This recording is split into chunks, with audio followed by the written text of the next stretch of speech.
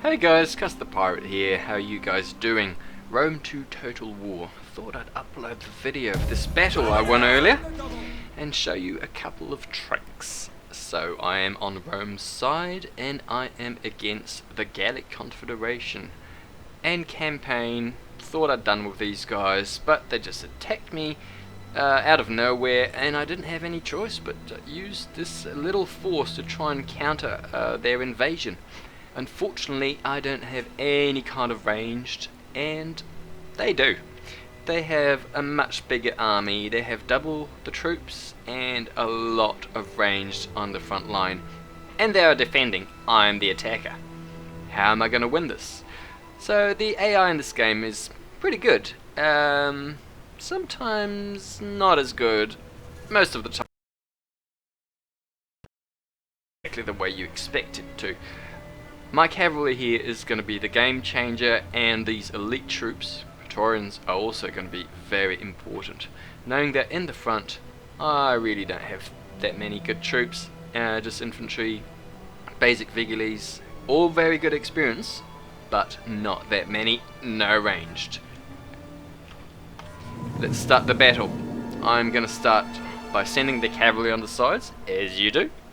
And the goal here is not really to have an impact directly on the force as an attacking force, but more of a disruptive force. Because if I send all my troops straight up in front of these ranged, the javelins are just going to tear apart this front line. I could send my elite troops first, but what's the point of fighting with elite troops if, you know, they get full of holes? So you really want to keep them as your trump card. They've got good armor, but they're slow and they can be decisive if you use them right. No time to look at these guys more longer, as the cavalry decides to do the first pincer movement. To disorganize this these lines, especially these archers. They're very vulnerable to cavalry, and I just want them to try and focus on them rather than my army, which is slowly moving up the battlefield. And we have the double pincer movement starting. Cavalry comes on the side. Two are going to commit, the two central ones, and two are going to immediately pull out and try and circle at the back to do this kind of skirmishing at the back of the troops. Back of the lines, try and commit some of his troops, go after my cavalry and not hold in line. Do a bit of engagement here, but immediately pull out, show them that you're dead serious about fighting, but not to fight for that long. See, the impact now is a very disorganized army, and we have troops trying to attack the cavalry at the back quite efficiently. Mind you, these guys have got javelins which can just tear apart the cavalry, as you've just seen here. And movement of the main troops is slow, but Rome is moving up the battlefield.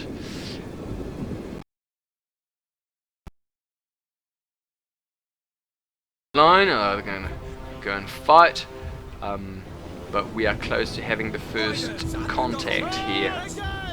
Cavalry is reorganizing to fight at the back, and we keep an eye on the enemy general that is here in the middle of his front line.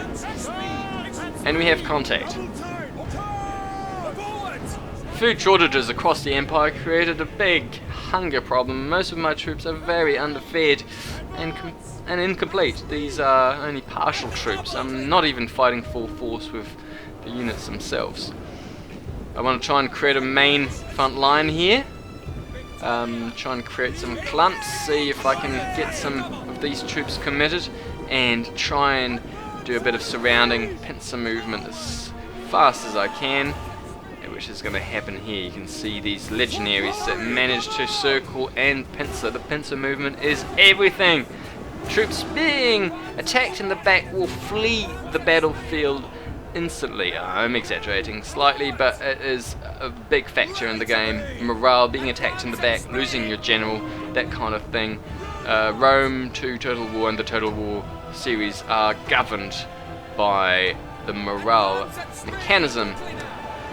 So you really want to break the morale of these troops by making them lose a lot of troops, being attacked by the back, things they don't like.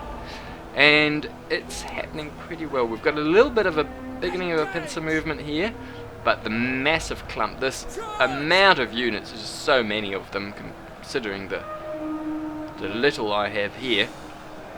We'll just have to fight and try and help these guys to come and help the right wing. My Praetorians are just tearing through these slingers, and these guys are going to have a massive impact. Knowing that I've got both of them here, I hope that I can eliminate this left wing first and then commit to the second wing. My general is used also as a skirmisher. I've used him to route the archers that we had at the back and the ranged units, trying to keep on disorganizing this army, to pull back some troops so they're not all committing to this front line. Divide to conquer, as they say, and we keep an eye on the general, which is still standing still, not engaging, waiting for the right moment to strike.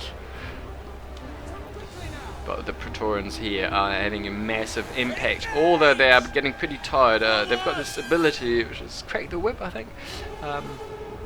Great boost for pretty much everything, but then makes it very tired. Fatigue is also a morale modifier, so you really want to be careful of how tired your units are when you fight a battle like this. And the general comes back again to give a bit of a morale boost to his troops. And there we go. So what do we have right now? We've still got a massive advantage in number of troops, but this little flanking movement here has created a little bit of routing, which allows my troop to slowly surround the enemy. Although they are more numerous, the surrounding movement is devastating on their morale. The Praetorians here have won their fight. They've actually massacred all this left flank and are coming to help out this left clump. The cavalry at the back is still doing a good job at pulling troops back, and my general is now unmounted and is fighting on the battlefield, which has got a devastating effect on the morale of the enemy, which decides to pull back, leaving his general no option than having to fight the battle himself, engaging to stop the hemorrhage of troops he's losing. Unfortunately, I didn't completely eliminate all of the range, and that's a bit of a problem now, but the rest of the cavalry can come and clean these out.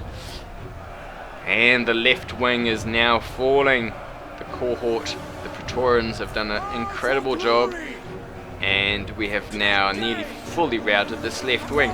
Left wing is now turning into the center of the battlefield, and now it's just a matter of time before I can try and completely surround the enemy general. The general, he's the boss, he's the bad guy, he's the one you really want to kill and get off the battlefield. If he dies, his troops will certainly take that as very bad news and leave the battlefield. We can see now the balance of power is pretty even. If he commits all of these troops at the back into the fight now, there is still a chance he can win, but he is just too indecisive, and he doesn't know if he wants to go after the cavalry or after my troops, and that will help me a lot to achieve this magnificent pincer movement. You can see how slowly the enemy's getting surrounded.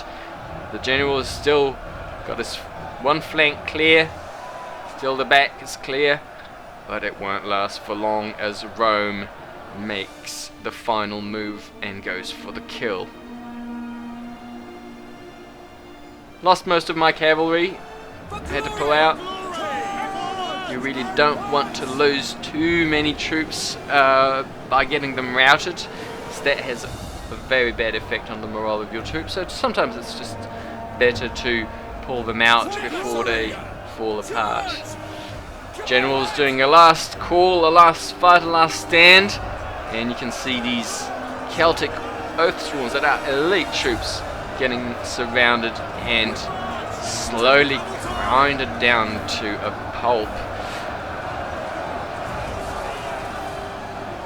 It is only a matter of time before the surrounded are surrounding the surrounded, and things are not going too well because I'm being myself attacked in the back. Is it the enemy general or is it me that is going to crack? I think that he has no escape, and surely these are his last minutes.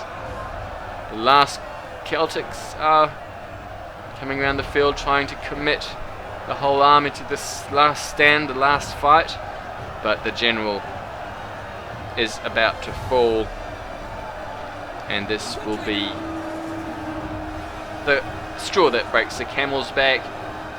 They won't take it anymore and will decide to flee the battlefield, and Rome invicta.